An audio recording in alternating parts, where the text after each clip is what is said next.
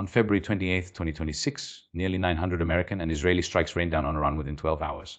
The supreme leader of the Islamic Republic, Ali Khamenei, was dead before breakfast in Tehran, and the architects of this operation, sitting in their war rooms in Washington and Tel Aviv, genuinely believed the story they were telling themselves, that this was surgical, precise, controlled, that the beast, once struck decisively, would lie down. Friends, I've spent my entire adult life studying how capitalism and empire manage their crises. And I can tell you, with the cold clarity that only history affords us, that there is nothing more dangerous on this earth than powerful men who convince themselves that a war they have started is a war they can finish on their own terms. So let us be honest, let us do what the television anchors will not do. Let us trace what actually happens, step by step, when a regional war stops being regional. Step 1 begins not with missiles. It begins with a narrow strip of water 21 miles wide at its tightest point, between the coast of Iran and the rocky peninsula of Oman. The Strait of Hormuz, the single most consequential maritime choke point in the history of industrial civilization. 20 million barrels of crude oil pass through it every day. Not metaphorically, literally, every single day. That is 1/5 of all the petroleum that keeps this world's engines turning, its plastics forming, its food growing, its medicines synthesizing. And Iran, unable to match the United States and Israel in the air or on the ground, did what any rational actor would do when its back is against the wall. It closed the strait. On the 4th of March 2026, a senior commander of the Islamic Revolutionary Guard Corps announced that the Strait of Hormuz was shut. Any vessel attempting to pass would be targeted. And the world economy, the entire, interconnected, globalized world economy, began to hemorrhage. Within days, Brent crude surged past $100 per barrel for the first time in 4 years. By mid-March, it hit $126 at its peak. And analysts at Goldman Sachs, at Bloomberg Economics, at the Dallas Federal Reserve were quietly modeling scenarios where, if the closure persists into summer, oil reaches $170. Some, and I want you to hear this carefully, some on Wall Street are beginning to price in $200 per barrel, a price that has never existed in history. A number that was, until recently, the preserve of dystopian fiction. This is step 2, because here is what the television will not explain to you. Oil is not merely fuel. Oil is the substrate of modernity. It is in your food, because 1/3 of all globally traded fertilizer, the nitrogen and ammonia that feeds billions of people, transits the Strait of Hormuz. It is in your medicine, because petrochemicals are the base ingredient for pharmaceuticals, plastics, rubber, batteries, electronics. It is in your clothes, your car tires, your smartphone case. When that strait closes, it is not merely petrol prices that rise, it is the price of everything. Every product that travels on a ship, and that is most of what you own, now costs more to move, to insure, to deliver. Maersk and Hapag-Lloyd, the giants of global maritime shipping, have already suspended their Middle East routes. Insurance premiums for vessels even approaching the Gulf have become prohibitive. And the International Energy Agency, a body not exactly known for panic, has called this the greatest global energy security challenge in history. They released 400 million barrels from emergency reserves, the largest coordinated release in the IA's 50-year existence. And it is not enough. It buys weeks, not months. Iraq, which cannot store its own crude because tankers cannot leave, began shutting down the Rumaila oil field, one of the largest in the world, in early March. Kuwait followed. The collective output of the Gulf Cooperation Council fell by nearly 7 million barrels per day within a fortnight. Qatar's energy minister, facing an LNG plant already damaged by missile strikes, a plant that QatarEnergy has warned will take up to 5 years to fully repair, declared force majeure on all exports. Force majeure. The legal language for we cannot fulfill our obligations because the world has become ungovernable. Step 3 is where this stops being a Middle Eastern story and becomes your story. Europe, which was already entering this crisis with gas storage at barely 30% capacity after a brutal winter, is watching Dutch TF gas benchmarks nearly double to over 60 euros per megawatt hour. The European Central Bank, which had been preparing to cut interest rates, has instead frozen its projections and raised its inflation forecast. Economists across the continent are warning that if the maritime blockade persists through the summer refill season, energy-intensive economies, Germany, the Netherlands, Belgium, the industrial backbone of European capitalism, face a technical recession. UK inflation is expected to breach 5% this year. Chemical and steel manufacturers across Europe have already imposed surcharges of up to 30% to offset surging electricity costs. In Asia, the pain is even more structural. China receives 1/3 of its oil through the Strait of Hormuz.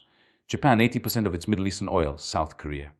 Taiwan, India, and this is a country with barely 20 to 25 days of crude reserves at the refinery level, is facing a simultaneous oil cost spike and an LNG price explosion that threatens to cascade into food inflation, a falling rupee, and a crisis of household purchasing power for hundreds of millions of people who are already on the margins. The UN Stat has published its warning. The World Economic Forum has published its warning. They use careful language, institutional language, the language of men and women who are paid not to frighten you. But read between their lines, and you find the same sentence: this is a structural shock to the global economy at a moment of extraordinary fragility.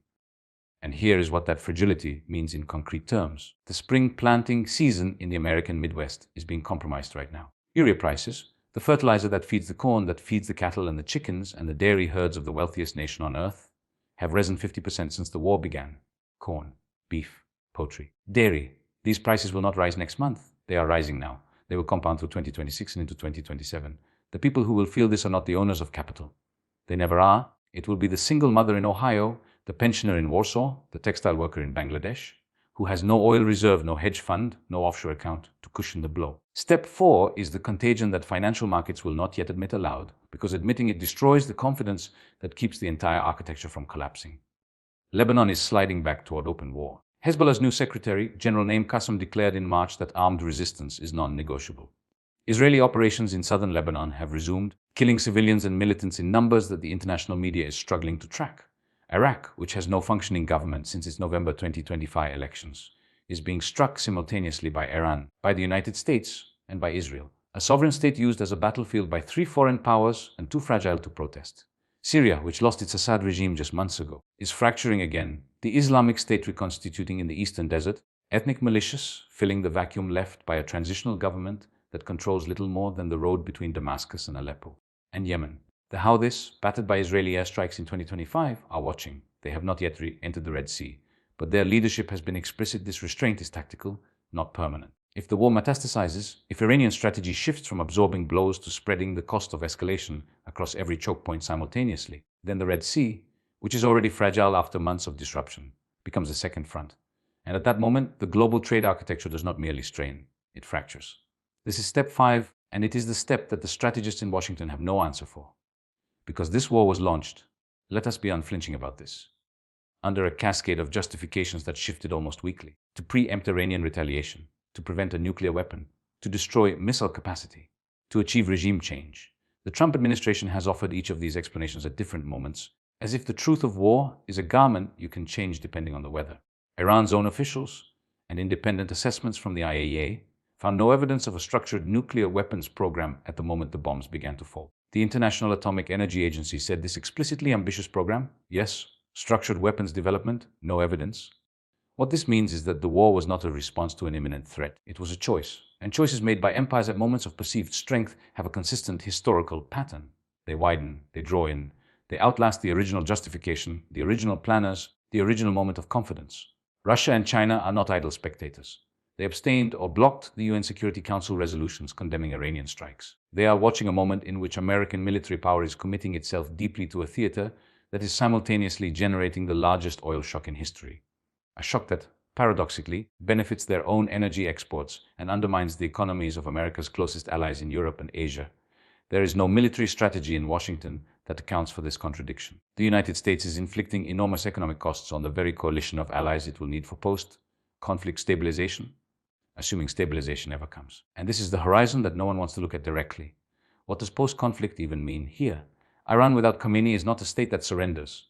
It is a state that splinters into factions, militias, regional warlords, the IRGC operating without central command, proxy networks that no longer receive instructions from Tehran because Tehran is no longer coherent. The Islamic State, already reconstituting in Syria's eastern desert, already exploiting the security vacuum, does not need a functioning Iran to recruit. It needs a broken one. And a broken Iran, without a state capable of controlling its own territory, produces something that every regional power, Saudi Arabia, Turkey, the Gulf monarchies, Israel itself, fears more than the Islamic Republic ever was. A borderless zone of ungovernable violence stretching from the Zagros Mountains to the Mediterranean coast. I have been asked over these past weeks whether I think this can be stopped. Whether there is an off-ramp, a negotiated exit, a diplomatic moment that reasserts itself before the logic of escalation becomes irreversible. My honest answer.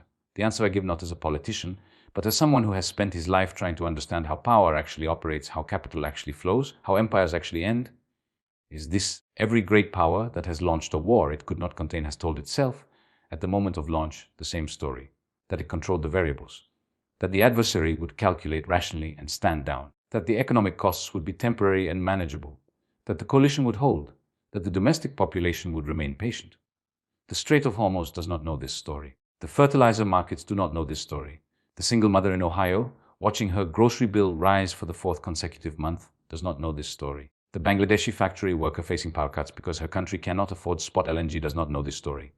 What they know is simpler and more real. They know that the price of things they cannot live without is rising.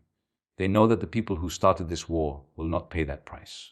They know, and this is the knowledge that historically precedes the most consequential political ruptures, that the costs of power are always distributed downward, while the decisions of power are always made above. History does not repeat itself, but it rhymes with a cruelty that should, by now, be impossible to ignore. The war is spreading, step by step, and the question is not whether the global economy will feel it. It already does. The question is how long it takes before the people who feel it decide that they have had enough of watching.